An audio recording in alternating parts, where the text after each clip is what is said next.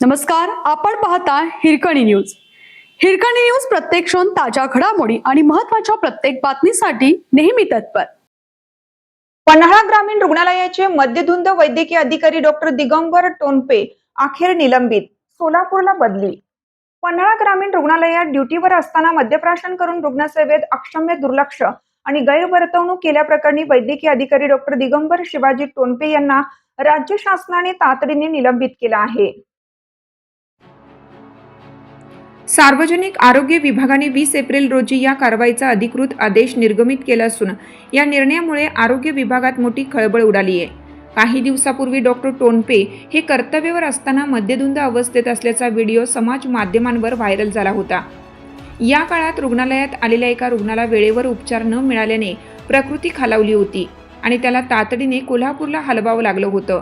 या गंभीर घटनेची दखल घेत जिल्हा शल्यचिकित्सकांनी नेमलेल्या त्रिस्तरीय समितीने सखोल चौकशी केली होती. या चौकशीत डॉक्टर टोनपे यांनी महाराष्ट्र नागरी सेवा नियम 1979 चे उल्लंघन केल्याचे आणि रुग्णसेवेसारख्या अत्यावश्यक कामात गंभीर कसूर केल्याचे स्पष्ट झालं.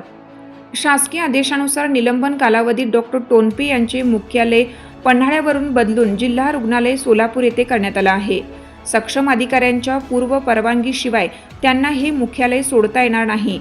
तसेच या काळात त्यांना कोणतीही खाजगी नोकरी, व्यापार किंवा व्यवसाय करण्यास सक्त मनाई करण्यात आली आहे.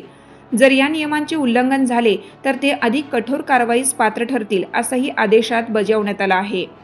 निलंबन काळात त्यांना नियमानुसार निर्वाह भत्ता दिला जाणार असला तरी त्यांच्या विरुद्ध आता स्वतंत्रपणे विभागीय चौकशीही सुरू करण्यात येणार आहे. महाराष्ट्र शासनाचे कार्यासन अधिकारी अनिल कुमेरिये यांच्या स्वाक्षरीने हा आदेश काढण्यात आला आहे. पन्हाळा ग्रामीण रुग्णालयातील ढिसाळ कारभारावर या कारवाईमुळे जरब बसली असून रुग्णसेवेत हलगर्जीपणा करणाऱ्यांसाठी हा एक मोठा इशारा मानला जात आहे. या निर्णयाचे पन्हाळा परिसरातील नागरिकांकडून स्वागत होत आहे.